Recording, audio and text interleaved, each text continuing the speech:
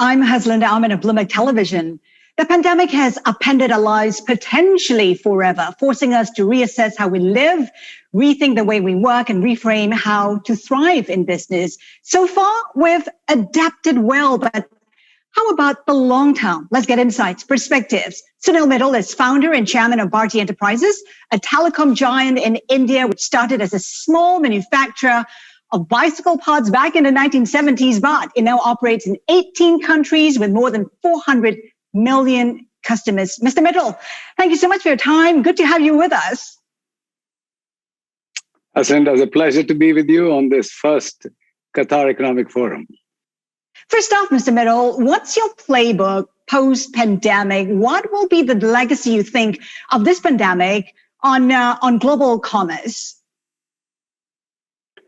I think first and foremost is the bringing alive back the broken down global system of trade and investments. I think the last few years before the pandemic, we saw nation states becoming more self-centered. And this pandemic, to my mind, has brought to fore the need to collaborate and to open oneself and nations to a larger grand ambition of keeping the world safe and together. So how are you rethinking your business now, given the scenario you've just painted? Well, very clearly, digital acceleration has forced the hand of almost every major corporate entity in the world. And more and more digital tools and mediums are being used to do things for the companies itself within the systems, and importantly, how best to serve the customers in a more efficient and faster way. And in my own opinion, companies that are not going to adopt to the digital ways of life are going to start to fall behind. And this is something that is engaging all the boards very seriously now. So you touch on technology. It is a double-edged sword. Connectivity has become even more important now than ever before. You're trialing the 5G network now. Can 5G be the answer to bridging inequality in countries like India, where the pandemic has even deepened that divide? Well, in my nearly 20 years of life in telecommunications, I have never seen a technology which is really at the cutting edge, going to serve the remote and rural needs first and foremost. 5G is more for industrial applications, autonomous cars, management of drones, robotic surgeries. So I think we'll have to find other ways. And thankfully, there is technology at hand to do that. More and more radio networks going deeper, but still places which can't be served by radio, we will have to go from space to serve them. So what are Bharti's own plans to serve the people? What are your plans on that front? Well, we are firing on all cylinders, connecting more and more homes on fiber so that the shift of traffic that has happened from offices to homes is well served, and we are doing well at that. More spread of terrestrial radio networks, going more and more deeper into rural areas. And finally, we have now taken a very big, bold bet with OneWeb, which is going to be one of the first 2 LEO constellations in space, serving every square inch of the world, whether it's earth, oceans, mountains, deserts, jungles, anywhere. You will have a radio signal to serve the people who are not connected to internet. And do keep in mind, half of the world is still offline. And given the progress this world has made, I think it's a matter of shame that we are still having so many people which are left behind. Let's pick up on OneWeb. It is a mini satellite firm. It's one of the most exciting projects you've undertaken, you've embarked on in recent times. Talk to us about the business case for Bharti. What goals, what targets have you set for yourself? Well, just imagine a telecom network beaming out of space with 648 satellites moving at 25,000 kilometers an hour. Speed around the globe and covering the entire globe in 1 minute and 19 seconds, 1 hour and 19 minutes. You can imagine the power that it has in its hands. With very high speed, low latency bandwidth, which was missing from the earlier satellites, we will now create the magic of serving those who remain unconnected. Bharti is leading this charge along with the British government. Eutelsat, the European company, which has the French government involved, is also a part of it. So is SoftBank. And we are delighted to be nearing our vision of starting to provide services soon in the coming year. So how will it complement Bharti's digital outreach, you think? Well, just imagine when I go to a customer, he's got many rural installations, depots, warehouses, factories, which need connectivity. And he has got offices in Mumbai and major cities. So now you offer one single solution from Bharti to say, here we are serving your end-to-end needs, wherever you are in the world, wherever you are, whether it's deserts or, Himalayas, we will serve you. And then there are needs of defense authorities, maritime, aviation. I'm sure you've experienced the poor internet services in aircrafts. I think we are talking about those days behind us now, once LEO constellation starts to beam into aircrafts. Mr. Mittal, will it be a game changer for you? You've talked about how just within the telecom space in India, there are now 2.5 players, no longer 3. Will this be a game changer for Bharti?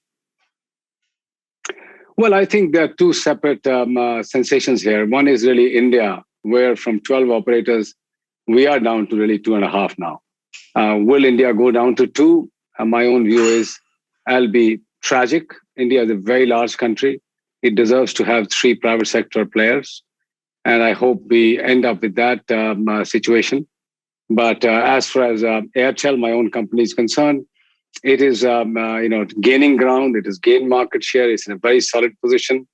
In Africa, we have now strengthened our company. It's doing extremely well.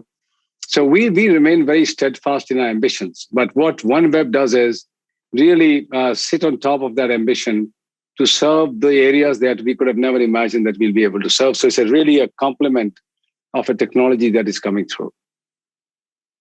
I want to touch on the consumer behavior. Bharti is across sectors, telecom, insurance, food, education, real estate. Has anything changed fundamentally for the consumer, and in particular the 1 billion consumers in India, where everybody, the likes of Amazon, Google, Facebook, all wanting a slice of that huge pie? Well, indeed, a lot has changed. Given that there's been a deceleration in economic activities, the world has gone minus 5.1%. The only way to quickly bring the economic momentum back is, as I said, through digital medium. We saw within 2 weeks, 250 million students moved online in China. The same is happening everywhere else in the world.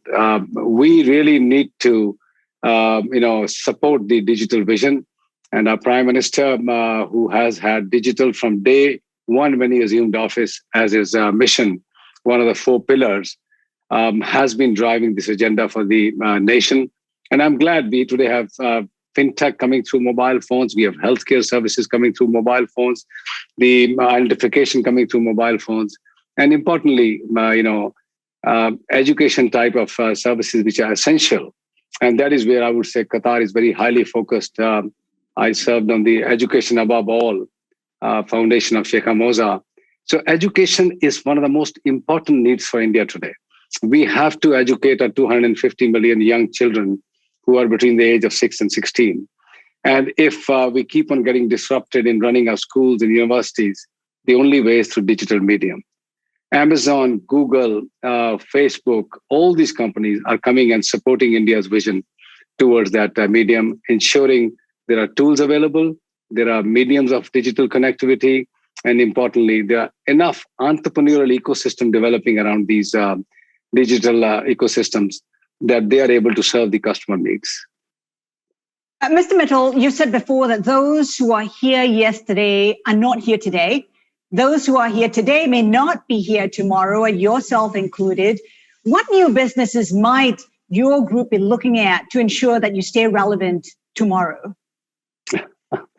Yeah, I still maintain that. I mean, a lot of people believe that they are here forever. The fact is, you keep on looking at history, and you will realize many of those companies who never thought they will disappear have actually gone off the face of the business charts.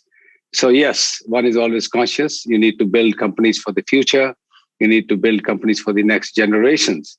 And in that order, we keep on reinventing ourselves, moving from 2G to 3G and very quickly to 4G, and now moving on to 5G, and more importantly, moving straight into space now. So we have to stay relevant. Things are changing faster than what we saw a decade back.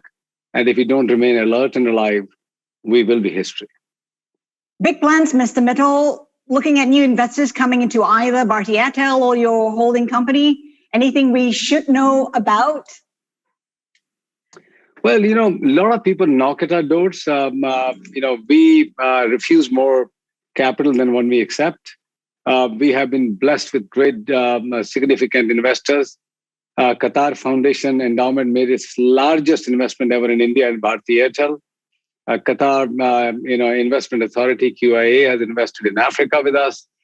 Singtel, Temasek, GIC, and the whole globe's top charts of investors are with us in our companies.